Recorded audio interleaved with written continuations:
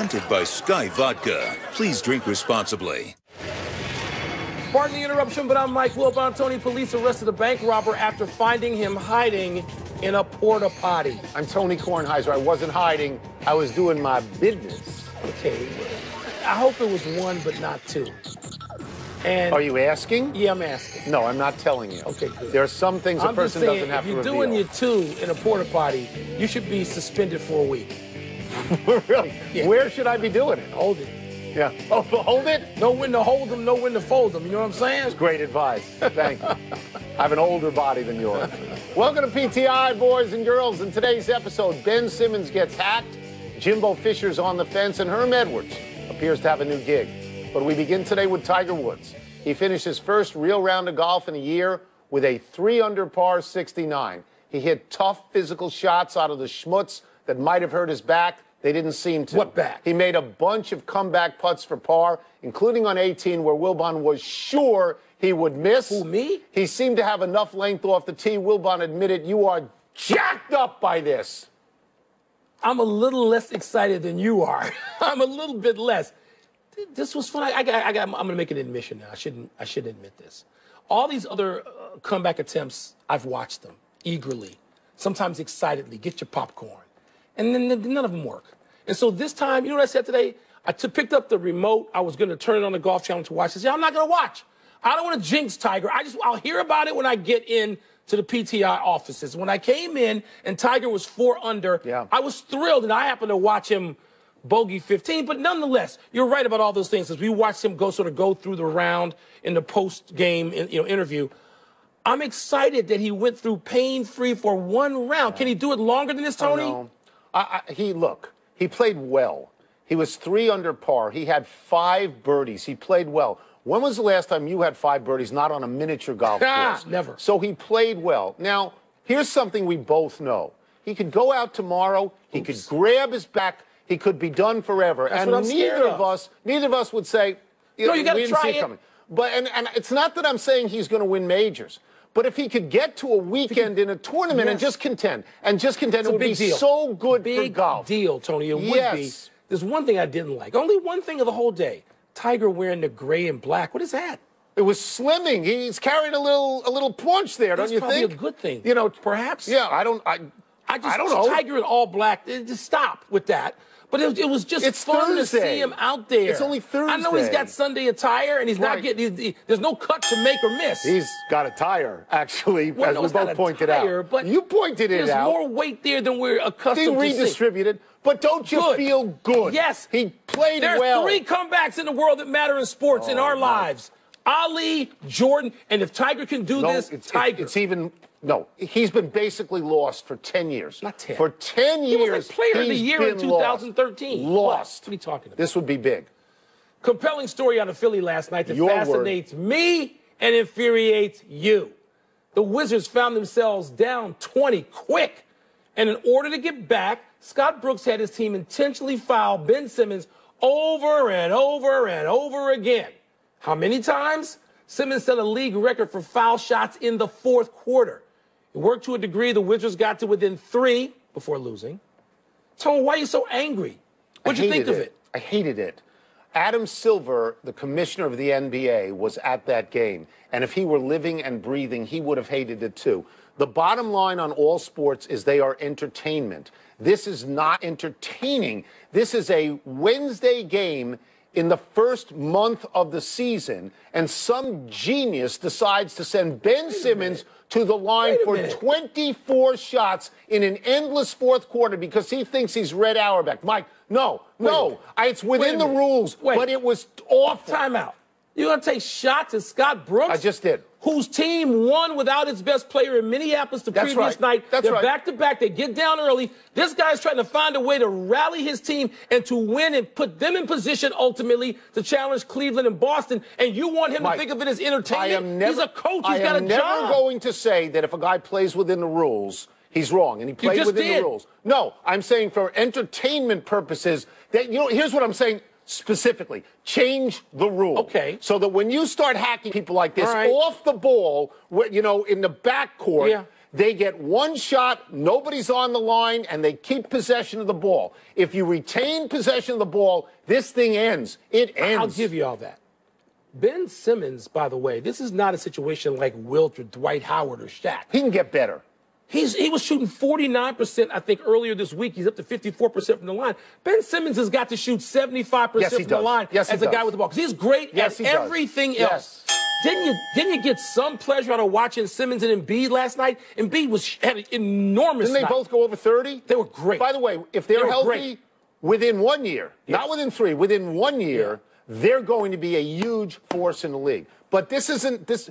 It may be the way you strategize to win. Other teams do this now when they follow Scotty Brooks' lead, or you think it's a one-off?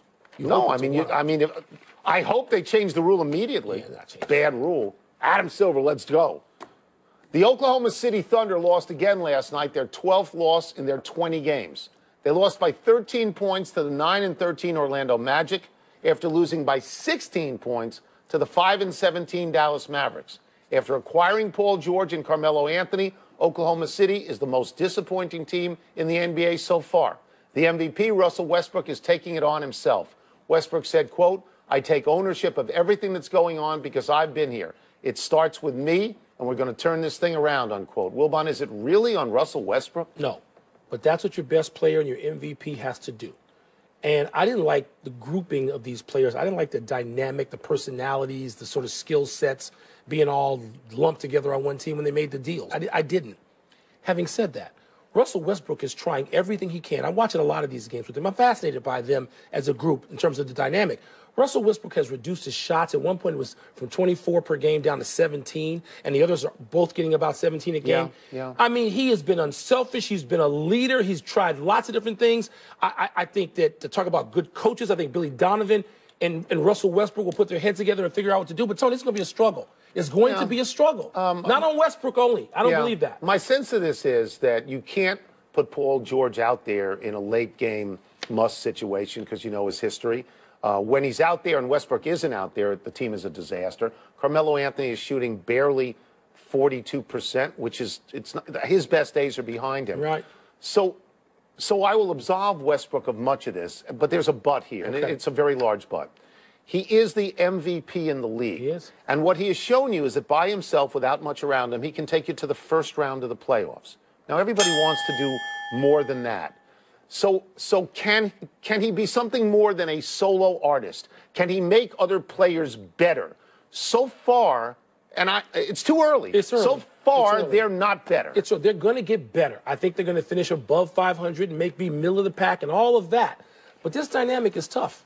It's going to take Billy Donovan's help. He ain't going to do it by himself. Just you're only a quarter way through the season. You can't panic yet. No, you can't. No, you can't. Let's go to college football, Tony, where Jimbo Fisher is on the clock. Florida State has told their very successful head coach and the successor to Bobby Bowden to make up his mind as to whether to go to Texas A&M or stay in Tallahassee. Jimbo would get a raise from $5.7 to $7 million a year, and he'd have to earn it in a tougher conference top to bottom. Tony, to leave or not to leave, that is the question. Well, obviously, it's how much money does he want? To me, that's it, because you're going from a small town to a small town. I mean, there's no real chance. These are college towns. You're going from a place where you've won a national championship to a place where you can win a national championship, it seems to me. In theory. Yeah, well, I mean, I think Texas A&M hasn't won one in modern times. And you're going times. from a place where you have now fallen behind Dabo Swinney in your league to a place where you're going to be behind Nick Saban in that particular league. Honestly, I think Florida State is a slightly better circumstance because, as you say, the league is easier. The ACC is easier to win and easier to finish in the money year after year. Okay, 5.7 to $6 million. I don't know what the $7 million. There's no state tax in Florida. Is there in Texas? I don't live in Texas. But the point is, Tony, he's going to a much more difficult place. It's not just Alabama. I'm sorry, who's ranked in the top four right now? Auburn's in that league. Georgia's in that league. LSU's. I'm talking about the league in general. Yeah. You got many more bodies to climb over. As long as you don't mention Tennessee, we're good. I don't mention Tennessee. That's everybody's homecoming opponent right now. Yeah. I'd like to schedule Tennessee at this point. But I'm just saying. In my ear, no state income tax in Texas. Texas either. Okay, so it is a real raise. It's real dollars. Yeah. But you know what? If Florida State's not good enough for him, or maybe he's tired, or maybe they're tired of him, Park Company. All these schools now, Tony, they seem to be getting rid of people after 8 or 10 years anyway. You're walking in, if you go to Texas A&M with all of those expectations, and they just fired a guy who was over 500 in the league. I don't know. It is being reported that our colleague Herm Edwards is going to be offered the Arizona State football job. The athletic director there, Ray Anderson, is Edwards' former agent. Here are some of the things Mr. Anderson has said lately. Quote, "We should be top 3 in the Pac-12, in my opinion, every season," unquote. And, quote, "There's no reason we shouldn't be every year top 15 nationally," unquote. What about is Herm Edwards being set up for success at your school, Arizona State? Now, I know and like Ray Anderson. And I understand his point. The facilities, the resources, everything is there for Arizona State to be consistently really good. But, Tony, here's one more Park Company with Ray. When you're in a conference with USC, UCLA, Washington, Stanford, and Oregon, that's just 5 of them. They're going to rotate through the top 3 as well, and you're not.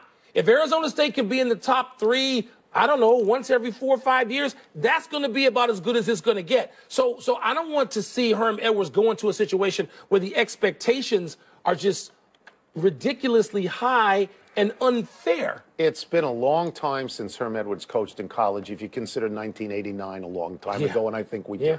The last time he coached in the pros at Kansas City in his last year, he was 2-14. Okay. He was 2-14. So as much as we like him, this is not necessarily a slam dunk. And when you have an AD making these absurd, boastful statements and putting your neck out on the line for that, I think you have to wonder. I think you have to say to the AD, hey, we're pals, shut up.